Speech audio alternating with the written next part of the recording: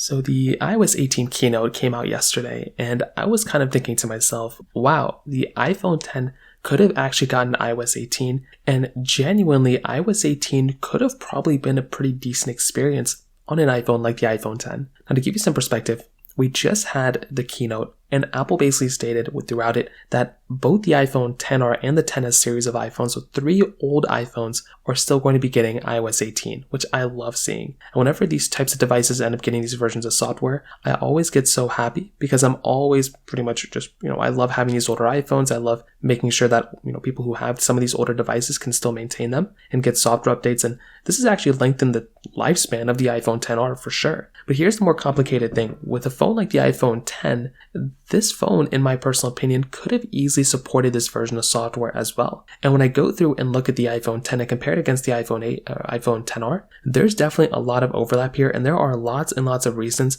why an iPhone like the iPhone XR and the iPhone 10 are more similar than not, and I feel like the iPhone 10 could have easily supported iOS 18. When I look at the power between both those iPhones, I also feel like that as well. I feel like the power between both are very, very similar, and there's not really anything crazy that iOS 18 brought that the iPhone XR, could handle that the iPhone 10 couldn't. The only crazy big thing that I saw that for the most part that maybe the iPhone 10 couldn't do so well in, maybe is like the game mode feature. If there's like not that much power to begin with, then that could kind of cause some interesting form of discussion. But I think the bigger thing here is probably with Apple Intelligence. But here's the thing. Apple Intelligence is already not supported on the iPhone XR, iPhone 11, 12, 13, and 14, and 15. It's only supported on the iPhone 15 Pro. So that's another reason why I think the iPhone 10 could have gotten iOS 18. And when you take a look at some of the more advanced features like eye tracking and those things that came with iOS 18, those features are already not supported on the iPhone XR and 11. It's only supported on the iPhone 12 and above. So I think that's another very, very big thing to keep in mind here as well. Overall though, even though the iPhone 10 didn't even get iOS 17,